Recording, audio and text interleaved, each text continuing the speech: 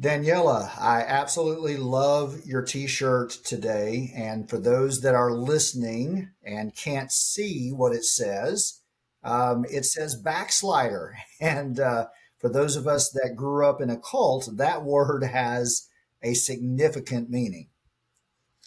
That's good to know because sometimes I don't know if it's like my cult or all cults. I used to play this game on Twitter. Like all cults apparently love making popcorn and like all cults promise space travel. But yes, for today, we are going to talk about exit costs, right? High exit costs, high entrance costs, which is something that I have added to my list recently, and we'll talk about why. And I think this is one of the most misunderstood parts about cults, including the lovely phrase that you get anytime you ask if a group is a cult. You get, it's not a cult. You're free to leave anytime. And I always like to say, I didn't ask if it was a prison. But exit costs cost so much more than that. But the first thing I want to know is, did you see my video talking about how the United Pentecostal Church International, I feel like, is a cult?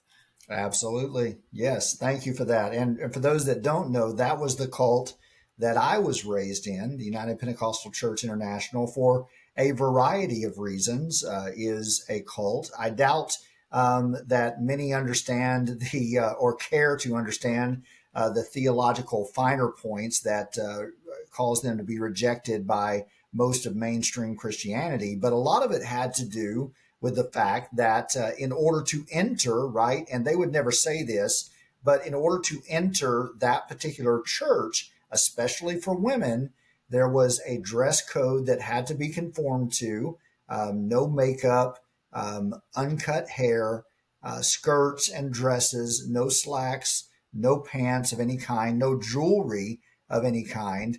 And that was something that women had to agree to. And again, it was never overtly said, you have to do this, but knowing how groups work, there was that expectation that you conform if you want to be a part of us. Yeah. And that's, I think, one of the biggest things. And recently someone was asking about like why it's hard to find examples of cults that accept openly queer people.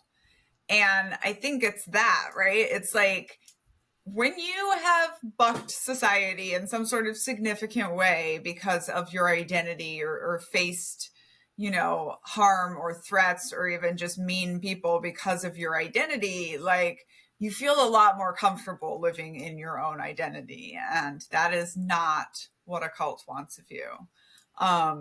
And those things you were talking about, by the way, for the listeners, right? We've talked about this like depersonalization of the individual when you come into the cult. We really talked about this in the episode on self-sacrifice, where it's like the clothing, the appearance requirements, and all of that becomes part of it. And what you said was so important. Like, it doesn't always have to be stated. Like, there doesn't have to be written rules about how to dress. We didn't have that either in the Children of God, but we definitely had like a look. My favorite part of that look was we weren't supposed to be trying to look cooler than Jesus. Which I think is a funny parallel, right? Because then in the army, where you have thousands of pages, maybe hundreds of pages of regulations about how you're allowed to look. Right. But then they still have the catch-all, you can't look too fattish, which sounds a lot like trying to look cooler than Jesus, like, or maybe Tom Cruise. And those are things that we typically think about when we think about cults. What you have to do to conform to the rest of the group.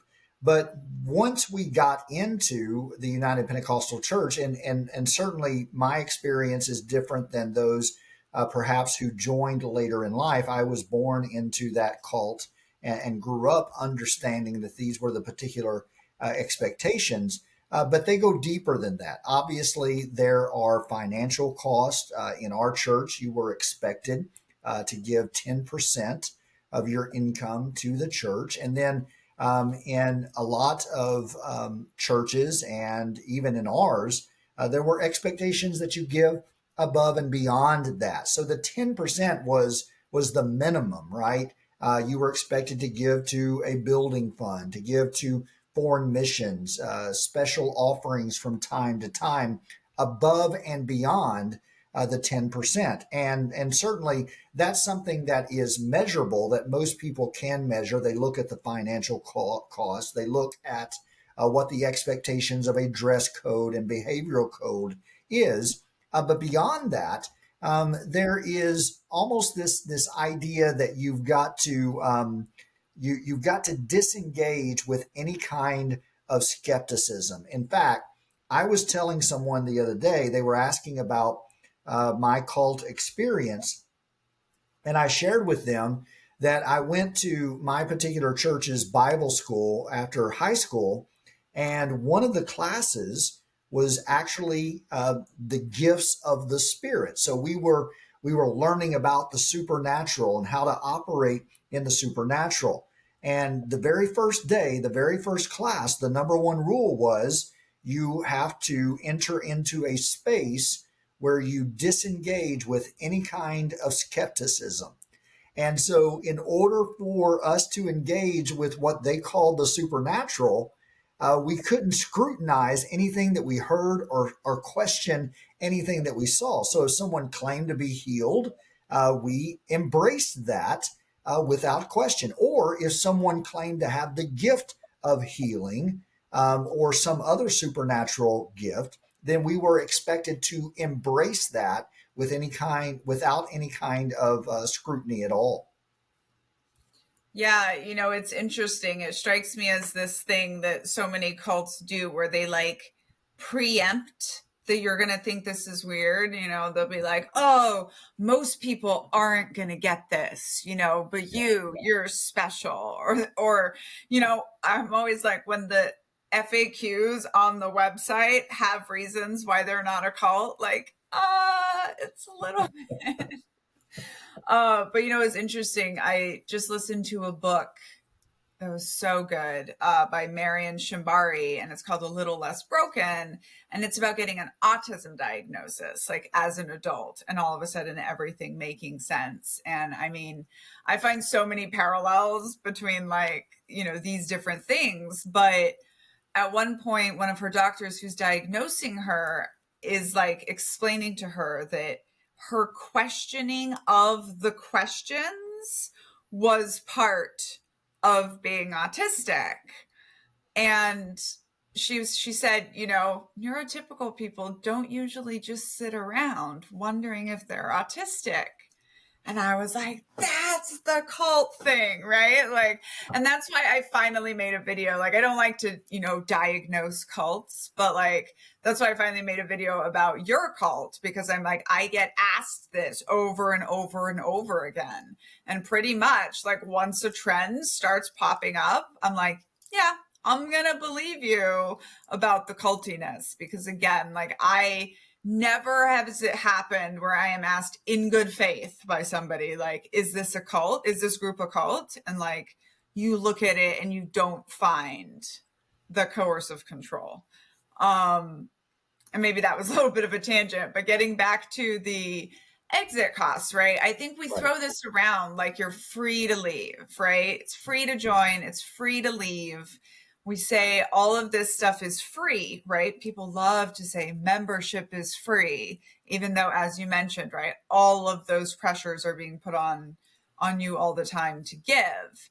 And I find it to be one of the most like misjudged concepts in cults, where, usually the biggest thing, I mean, it's hard to even name the biggest thing that you lose, right? I almost define it as everything you lose if you're no longer in the group, including all of the things you gave up to join the group, which are the entrance costs.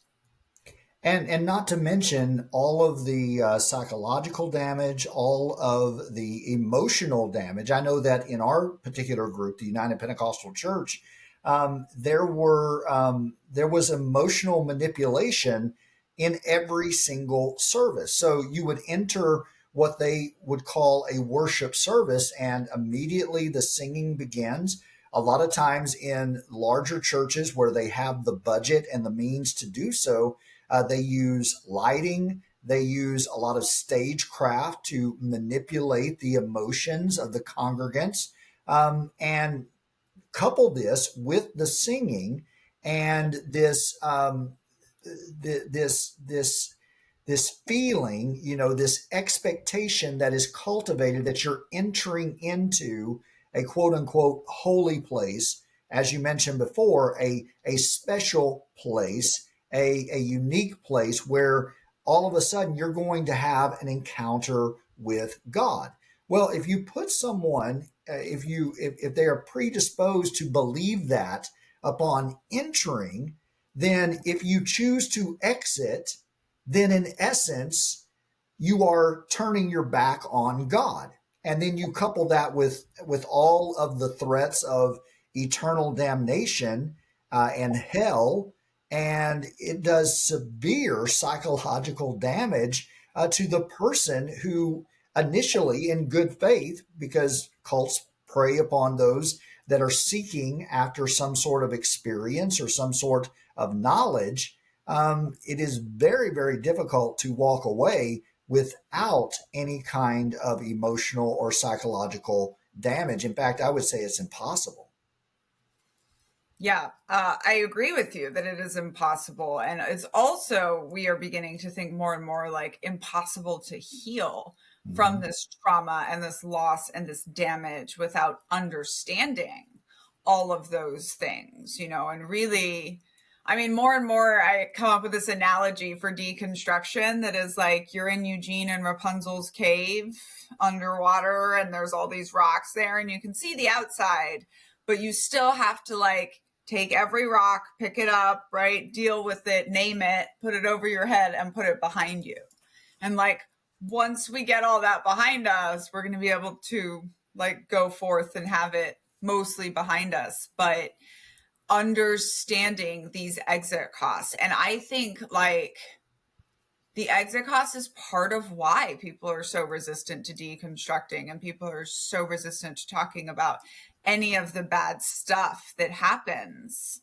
Because I think, one, it's painful and it really invokes everything you lost. But then two, you can even have more exit costs for, deconstructing out loud and healing out loud for those of us doing that as well.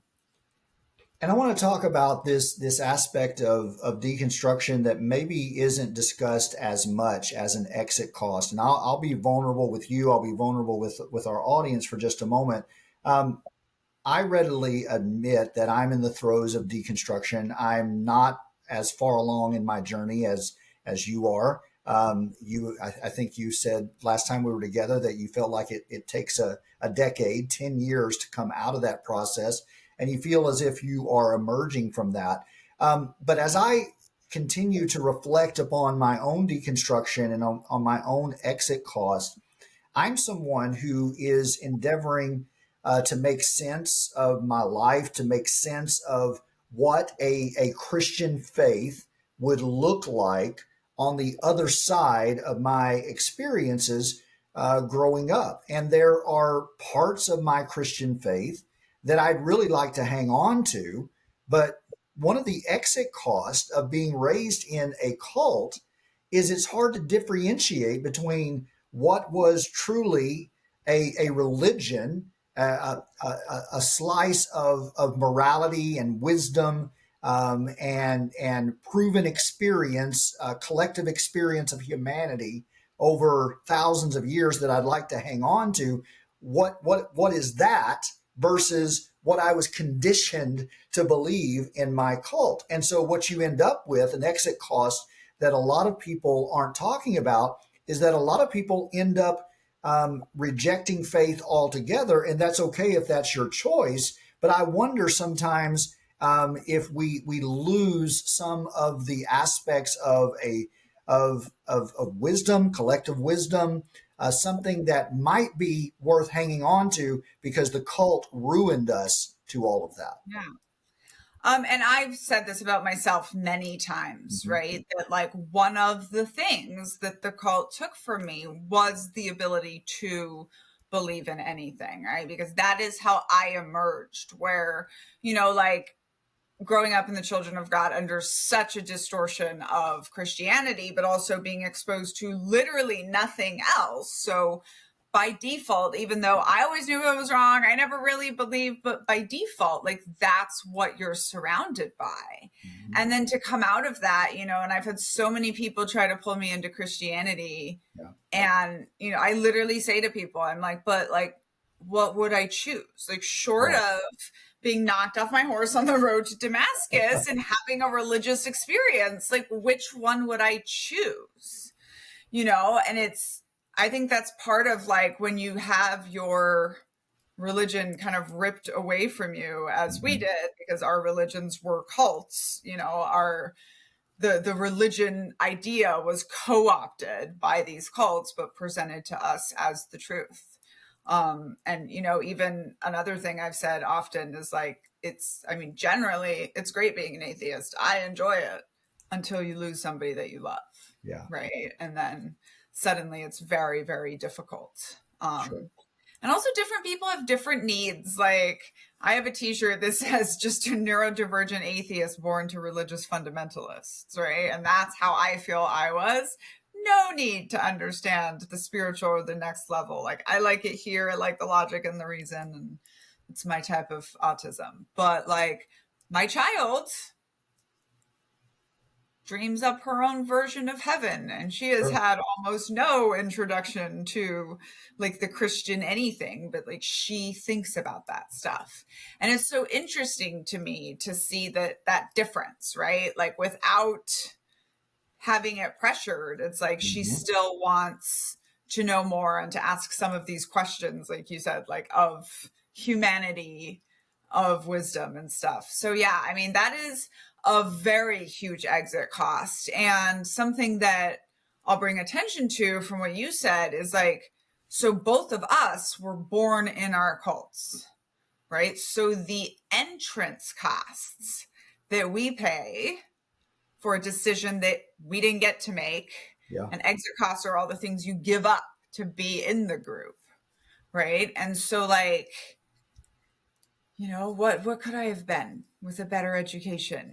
What could I have been with just a little bit of investment in me as an individual?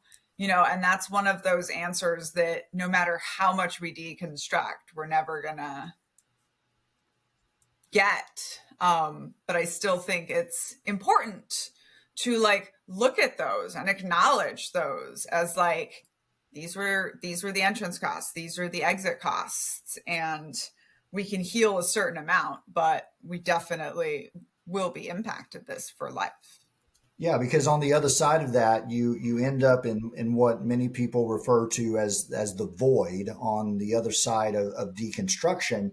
And that can be a very nihilistic place to be, a very difficult place to be. But as you've said very often on this program, just because you don't have a structure doesn't mean that you can't build one, that you can't remake one of your own.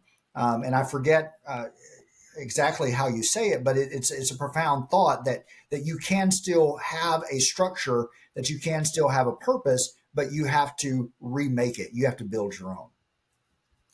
Yeah, exactly. And this is, has been part of it for me. Like I used to really struggle with the fact that most people seem to think that if you don't have a religion, then you just have like no morals or no values. And, ultimately I've come up with what I call Daniella's wager. Have you heard of Pascal's wager? Right. So for the listeners, Pascal's wager, Pascal was basically this dude that said, well, if God isn't real and there is nothing after death, then so what? You get nothing for being right. But if God is real and then I denied his existence, I go to hell forever. So I might as well agree that God is real.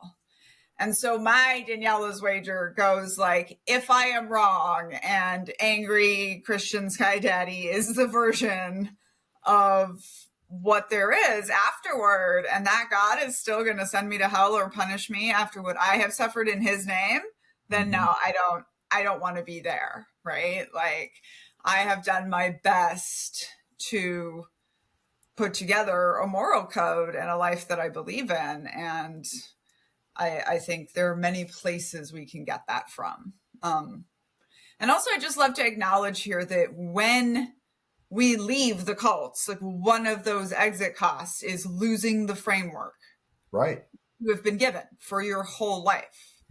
Right. And there's a while that I think many of us are just kind of trash people, especially if we grew up in these cults, because we don't understand, right? Like, many of us question if we're pathological liars, if we're sociopaths, because we are trying to put into place, you know, we weren't taught that all lying was bad. We were taught justified lying for God.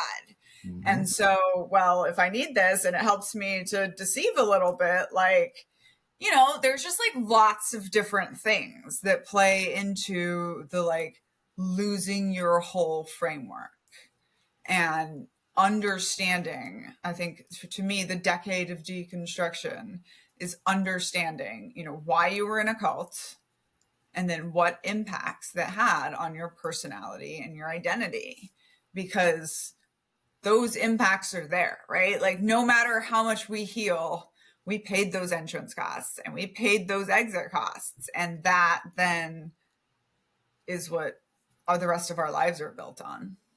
And speaking of that framework, one of the frameworks that at least I received, and I think a lot of people receive within the cult, is this idea of transactional relationships, that you only enter into a relationship based upon how someone else can serve you, or how you can serve them, or how collectively you can serve the cause. And so what I emerged with into my adult years was a whole lot of anxiety, of social anxiety. Anytime I was going to be in a new situation or a new circumstance or around people, more than just the average amount of anxiety that we all feel in those situations, that fight or flight feeling would kick in.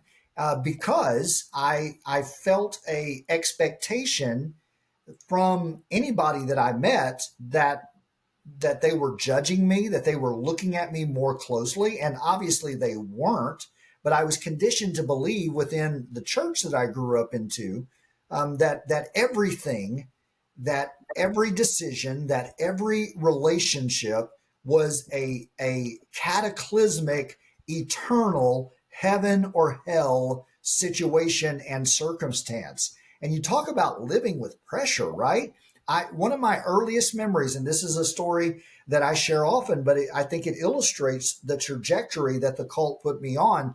I remember I was probably 6, 7, or 8 years of age. And on Wednesday night, they would have these little apocalyptic skits that would illustrate the book of Revelation. And I remember sitting at that age as a child on the front pew of our church, and them making this skit, this play, as if the Lord was going to return and all of these judgments were being poured out upon the world. And then they had this bright idea to turn out all the lights in the auditorium, to blow a badly tuned trumpet, turn the lights on, and then you look around and there are certain people that have left the auditorium when the lights were on, attempting to illustrate what would happen during the rapture. And I'm a little kid sitting there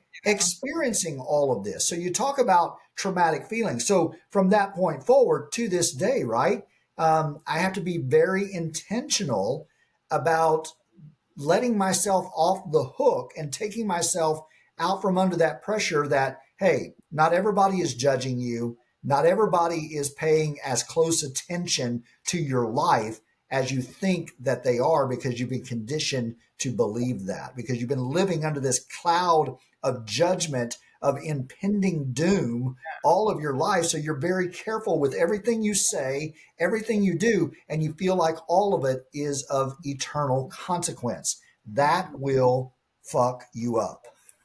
And that really is part of what terrifies people when they Yeah. leave cults, right? Is still feeling like anything you do wrong, like you're going to pay this huge price. And by the way, like it is a trend and it is a cult tactic to warn people that if they're not in your organization, they are going to die, right? That's like the flip side of cults all promise space travel.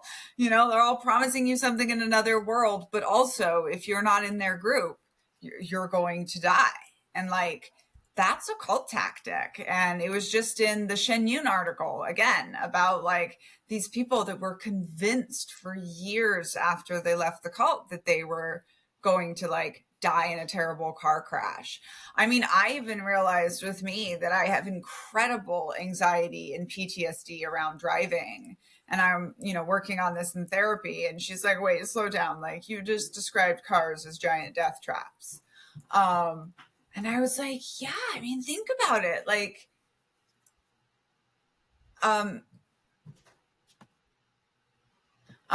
every time we got in a car, we laid our hands on the car and basically asked God not to kill us in all of these really heinous and traumatic ways. Mm-hmm. And so like, that is what I am, you know, associating it with. And this is, you know, one of the lasting exit costs for us. I refer to, there's a category of cult babies that I call apocalypse children. Like we were all raised that like we were going to die in the rapture, right? And like in the Children of God, we had this thing that like you're not even going to be 25. And then even when my mom was born and made it past 25, then the younger kids aren't going to be 25. And, you know, it's used to deny us things like education, which of course is a huge lasting cost, but also just things like, we're not good at future planning. We're not good at financial planning. Like Exactly. we're sometimes like not good at just like dropping relationships and leaving, right? Because all of this stuff was kind of inconsequential. So like I have made it a point to like love every single one of my gray hairs. I'm starting to get now at 37 because I'm like, I was never supposed to be almost 40. This is cool. I'm going to enjoy aging. Yeah, and just the idea that it happens over and over again, and not only are you promised that, you know, if you leave, are you going to die? It's, you know, maybe if it was just death, then that would be okay. But on the other side, you've got eternal torment in a literal a lake of fire. And I can remember over and over again, it was a common refrain in sermons, especially sermons that were designed to reach younger people.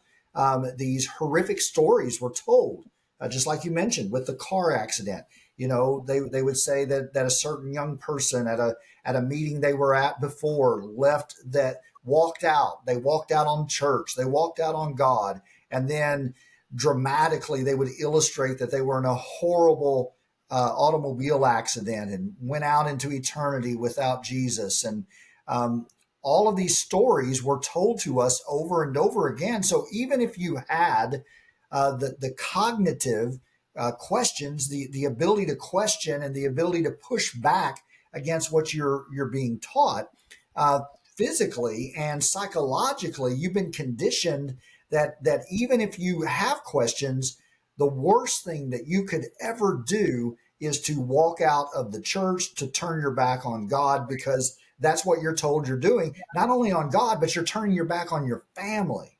Yeah. And it's the worst thing, right? Mm-hmm. So it's always, cults have like the hierarchy is us, right? We're the best, right? Them, they're the enemy. But like the worst, like worse than being a systemite in the Children of God was being a backslider, right? And some cults call it an apostate. Some groups call it an ex-member, right? But it's just, it's the worst thing. And this is actually, I say, watching the Harry Meghan saga is what helped me put into words my second rule of cults. So I have in the epigraph of my book on culture, the first rule of cults is you're never in a cult. Then the second rule of cults is the cult will forgive any sin, Prince Andrew, except the sin of leaving, right? So they are the worst because they've gone. And, it's always, of course, presented or is presented to us as like, it's because you had the truth and you rejected it. But like, it's really because we are the ones that are the most dangerous to them, like the army can't not say anything about any of my critiques because I was a captain in the United States Army with 2 combat deployments with the 101st Division, so yeah. I get to tell my story and I get to jab at them at the places that I know that I can jab at them because I was on the inside. And that is detrimental to cults. And this is why cults have, of course, what is called shunning and social death. And this is one of the most painful exit costs that you will pay. And psychologists estimate that like leaving our high control groups feels as close as we can imagine to death. And then beyond that, right, you mentioned shunning, and I want you to talk a little bit more about this, because when you're talking about whether it's the Army or whether it's the Children of God or whether it's the United Pentecostal Church or any kind of cult, when you leave, the cult maintains this rhetoric that it's all or nothing. So it's this false dichotomy that you're either in or you're all the way out. Right. Whereas, I hear a lot of people when they offer criticism of you or when they push back what you're saying, they mischaracterize what you're saying, because when you criticize the United States Army for being a cult, you're not saying in the same breath that you don't appreciate the service that the armed forces give to the United States. You're not saying that all of your experiences were bad or you didn't glean something good from your experience in the service. You're saying the United States Army is a cult, full stop. And two things can be true at the same time. You can appreciate the service of people that are serving and at the same time say it's a cult. Likewise, just because I have left a particular church doesn't mean that there aren't some aspects of faith that I may consider beneficial or helpful as I continue to work out of this. But the cult, they never say that. They mischaracterize what you're saying and doing as an all or nothing preposition. And, even the saying, right, like you're free to leave anytime, is the opposite of what it sounds like, right? It is invoking that dichotomy that this is not a democracy, right? Like it is my way or the highway. It's very in the same tone of people that say, well, if you don't like America, then leave, right? Like, no, I mean, I like my child just fine and I critique her and check her when she is doing things that she shouldn't be doing, right? And really, to talk about your false dichotomy, right? Like that's a really, really important thing that these cults are trying to present you with. And that's why they're so scared of us speaking. And, I always like to stop here and say that like no organization has any valid reason to tell you not to talk to or believe or listen to X members. Like why? Information is never bad. I get this from people with AA when I'm critiquing AA according to my cult model. And people will be like, you're like really harming people. I'm like, if talking about the potential risks of your organization is going to keep people away from your organization, then that's even more reason to talk about them, right? Any organization. And, the whole part of why I wrote my book Uncultured is because people, like we really like black and white dichotomies. And it's really nice to be like sex cult, yes, bad, US Army, good. And it's like, to your point, people will be exasperated and they're like, oh, well, do you appreciate anything you got from the US Army? And I'm like, sure, most of it. I also really appreciate and has served me really well in life that I'm fluently trilingual, which is from a soul-sucking pedo cult. Like, Yeah, right. And people would say to me like, "Oh, so what are you? A disgruntled woman or a proud veteran?" Right? And like now I always just say like, "No thanks, I choose both." Right. In my Absolutely. book, like you see me going out on patrol as the only woman with 25 men, and that is an important part of my story and what we did change the military, and that is an important part of United States military history. You also see me being pulled aside and told to watch my back against those 25 men. And that is also an important part of military history. And, that's what really drives people crazy. But I also encourage you, like, as you're deconstructing, stop saying we and start saying I. Like, this happened to me. This is what I went through. This is how I perceived it. Because it's also really, really hard for people to attack you for telling your own story and your own experience. Right. And as a civilian, I can also say, after reading your book, Uncultured, which, by the way, all of you should read if you haven't done so already, I can say, Daniella, thank you for your service to the United States. And in the same breath, I can also say, thank you for telling the truth about your experience in the United States Army. And Right. both are true at the same time, and one truth doesn't diminish the other. But from the cult's perspective, especially when you get into this idea of shunning, it's you are persona non grata.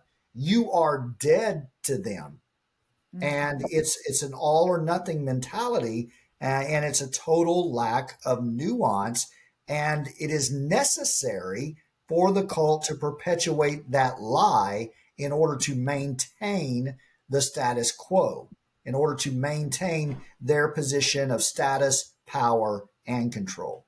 Right. Because it's really the only real threat they have, right? Like once people, which is always why the cult gets so concerned when their younger generations start leaving, right? Because it is true that the more people realize that you can leave and like be fine on the outside, the more people are going to leave your coercive system.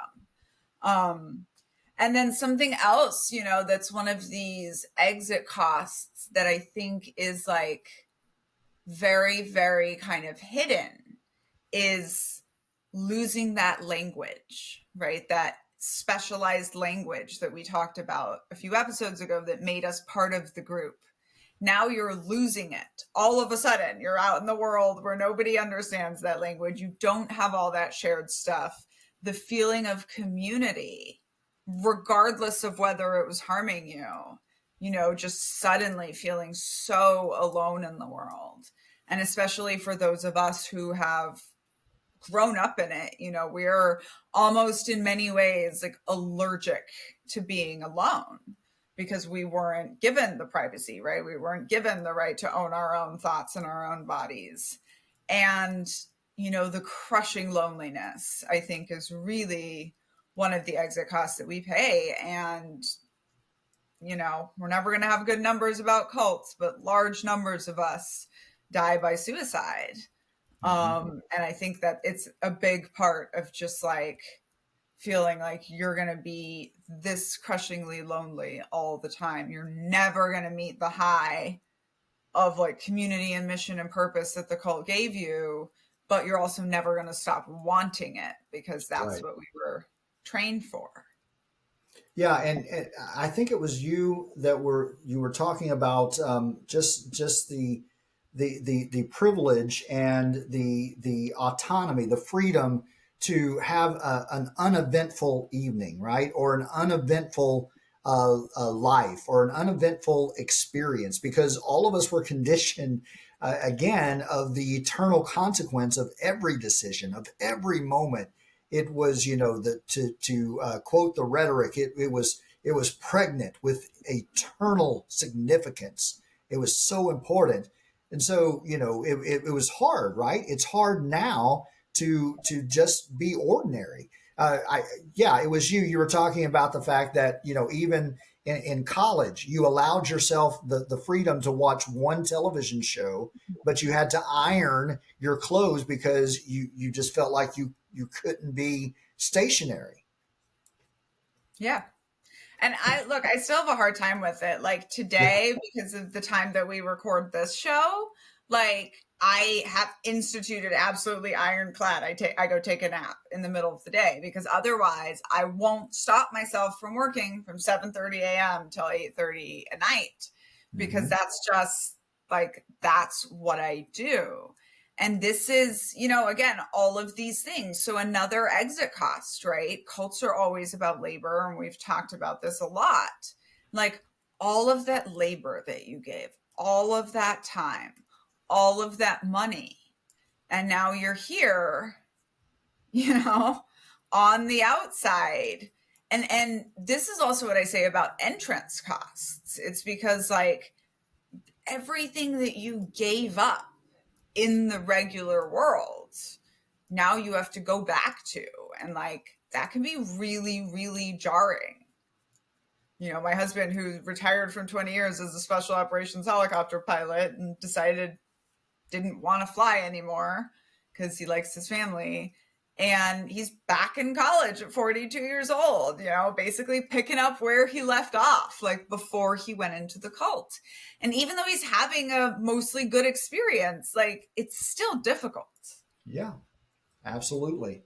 And those are some of the things that aren't talked about enough. And again, it's the entrance cost. You give up certain things to enter the cult, but then on the other side of it, there are costs that no one talks about. I want you to talk a little bit about this concept of cognitive dissonance and how it plays into these entrance and exit costs.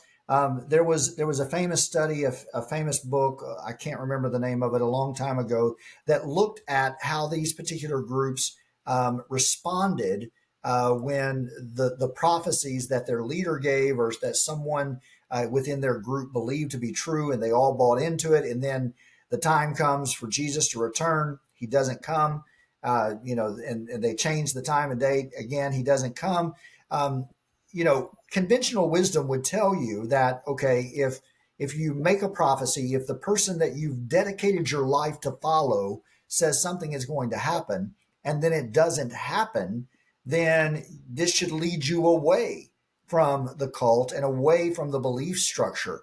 But what study after study has demonstrated that no, people double down upon their beliefs and they learn how to excuse the prophet, or to reinterpret the event that didn't come to pass literally, and to change it some way so that it makes them feel more secure in their belief, even though it's been proved by the Yeah. unfulfilled prophecy that this isn't true. Yeah, and that was, Leon Festinger, When Prophecy Fails, There you go. 1954, and this is where the term cognitive dissonance comes from, Mhm. which has literally been called like the greatest contribution to social psychology in recorded history, right? It is the sunk cost fallacy. Like it is the idea that like, yeah, we should, if we were rational beings and you're proven wrong, you should pack up and go home, right? Why does MAGA still exist after January 6th, Yeah. right? But what they found was that people that had paid everything, right? People that had really committed, burned bridges, right? Didn't have lives to go back to. A lot of times in cults, you have people who have sacrificed their children, Mhm. either by just missing their childhoods and or letting them be used and abused by the cult, or by actually how many children die in Yeah. cult situations, and even afterwards, and like you can't like my stepfather has lost 3 children, Mm.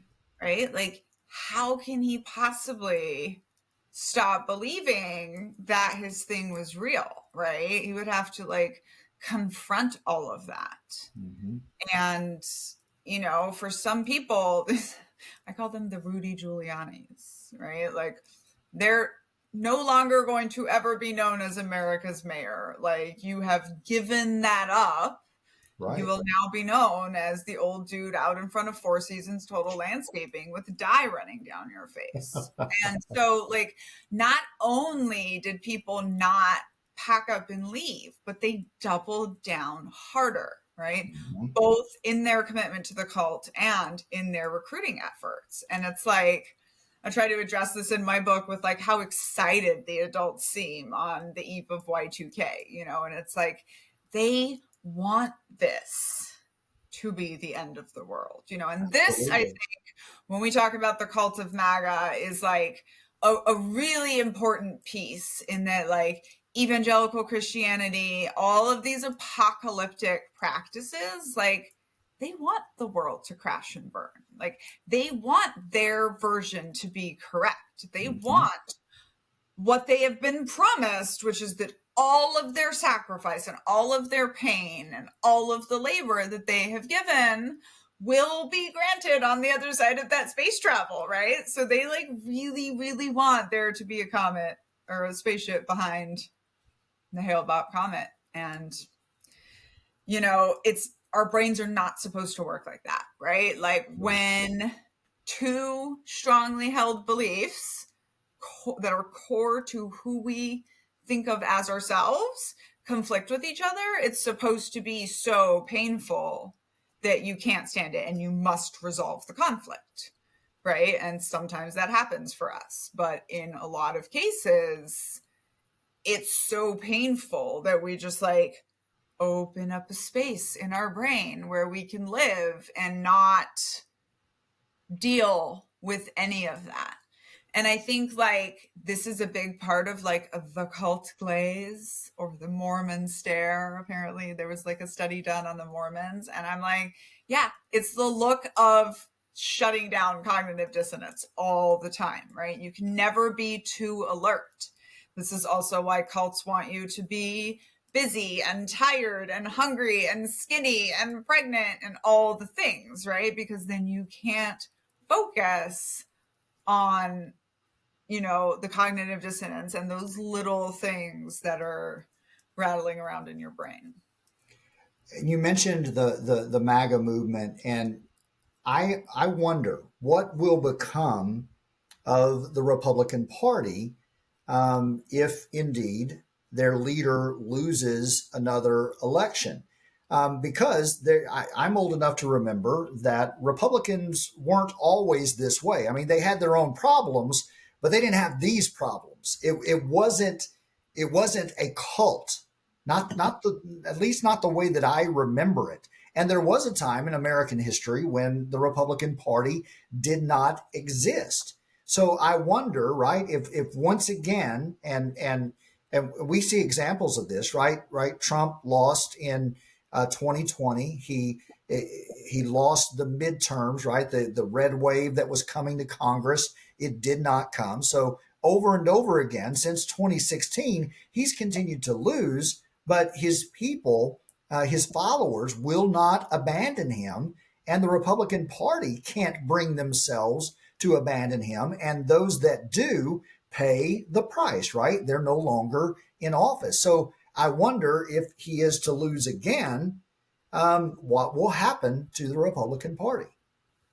I mean, you know, for sure, there's going to be a lot of reckoning, right? Mm-hmm. And like, I mean, I've been saying this since kind of the beginning, but like the red hat is going to be, you know, generations from now, they're going to be finding it in the grandparents' home and be like when people find Nazi paraphernalia. And like, I also think that it's significant when people don't leave the cult, but the cult just dissolves around them.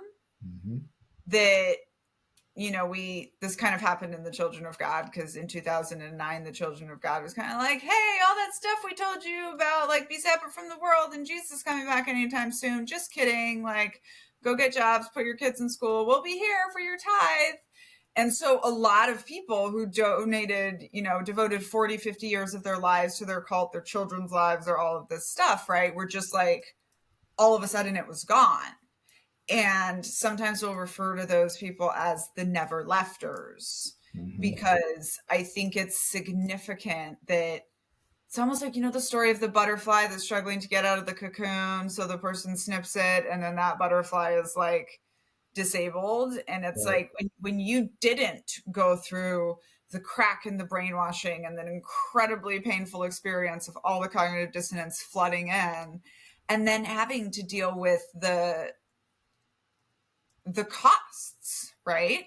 Because if we realize that Donald Trump was not the Lord and Savior, we're eventually going to have to realize that millions of people died in COVID that didn't need to, right? That like so many families were affected at the border that will never be recovered, right? Like so much.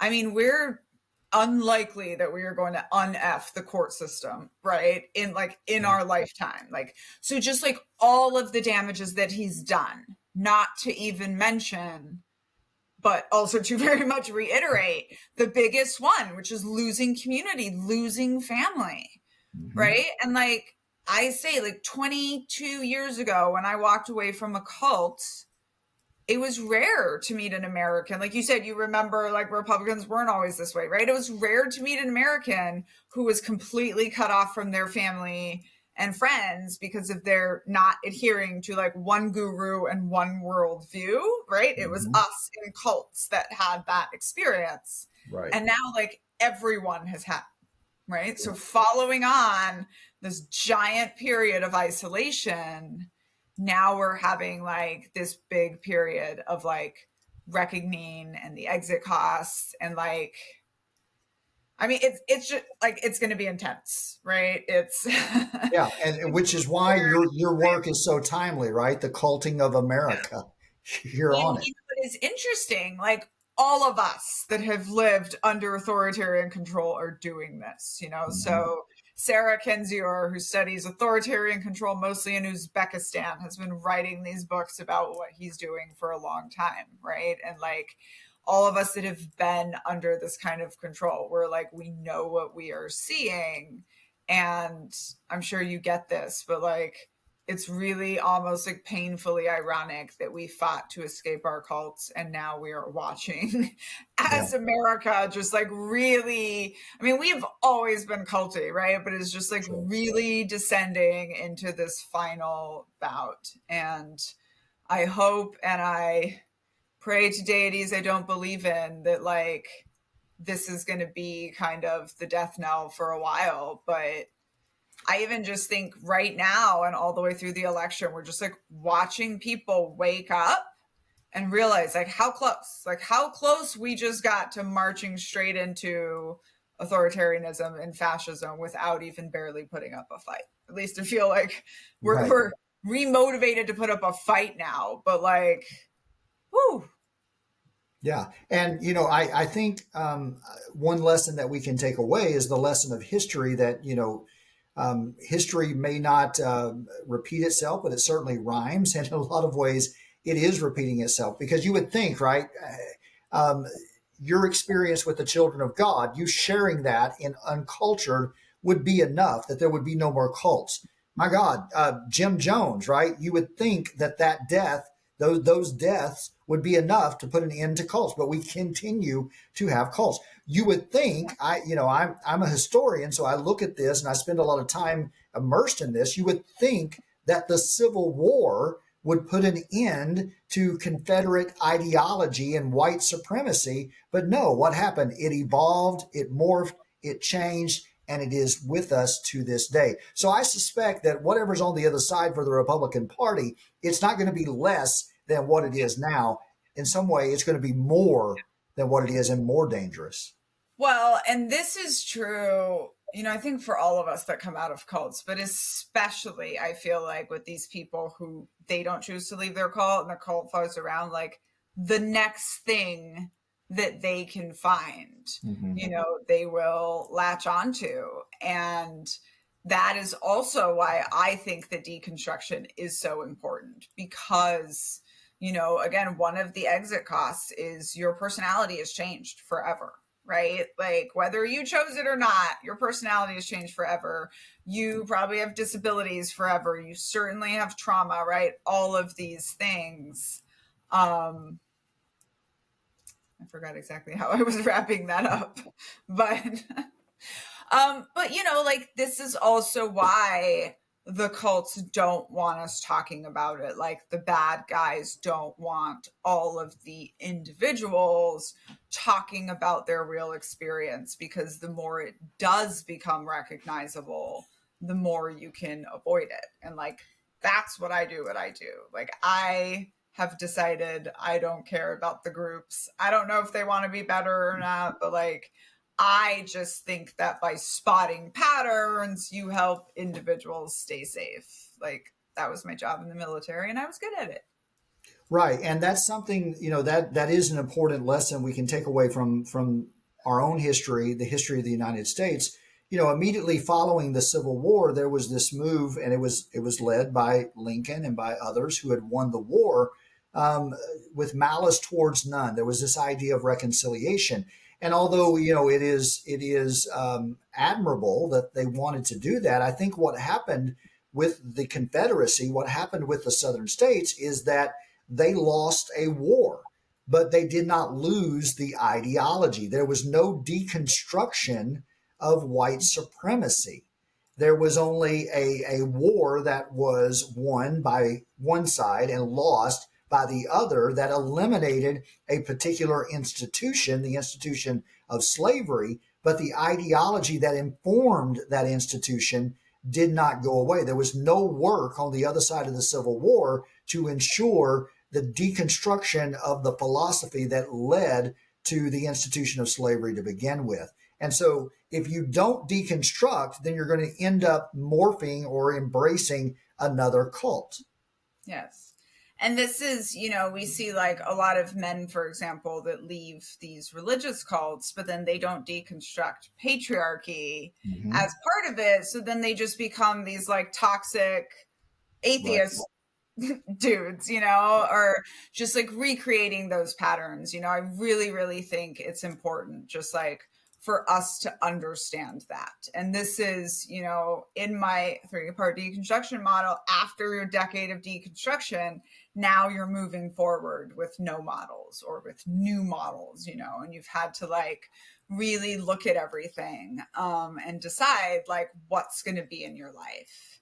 And that is one of the exit costs that is very, very difficult, but I think it's also nice when you're on the other side, right? Is that like, I have a beautiful life now that I have consciously built, and almost everything, I mean, will never really be done, right? But I've asked myself the big questions. I've answered the big questions. And like, I have like intentionally put together a life that I want to live. And that is like kind of the hope I want to give people. The deconstruction and the paying the exit cost sucks, and especially if you decide you're going to share your story and you're going to do it out loud, you are going to help a lot of people, but you are going to pay some very significant exit costs with your own friends and your own family some of whom are not going to be able to support you through it. But the reason I think why our families that don't deconstruct are so like angry, but also scared of what we're doing, is because they don't realize that like, yes, but then on the other side, there's like joy, there's happiness, there's ways to build real community that is not toxic. And like, that's what we're doing all this work for. And that's why we're, the whole point of sitting around always talking about the bad stuff is to help people ultimately, right? Like get to the happiness and the joy and the life that's not full of groups trying to suck you dry, but still telling you that you're free to leave anytime. And one of the ways to do that is by continuing to listen to this podcast and to subscribe and share the content. And if you're not following Daniella on social media of your choice, do so. I mean, she's all over TikTok with these wonderful experiences and help, and on YouTube as well. So avail yourself of that. Follow her on her Patreon page, and absolutely read the book Uncultured. And so, Daniella, thank you for your work. Thank you, Scott. And listeners, you can get autographed copies of Uncultured from me online, and it is also in audio and in your libraries. And come check out Scott. You know, we don't have enough men deconstructing toxic masculinity in addition to everything else, which I feel like Scott is proudly doing. And it's a great journey to watch. And we're all like learning this from each other and crafting the language for this. So thanks so much for being here with us tonight. And don't join cults. There you go. The journey continues. Thanks so much for tuning in to this episode. We'll see you on the next one as we continue to understand and to deconstruct and to rebuild. This has been Cults and the Culting of America.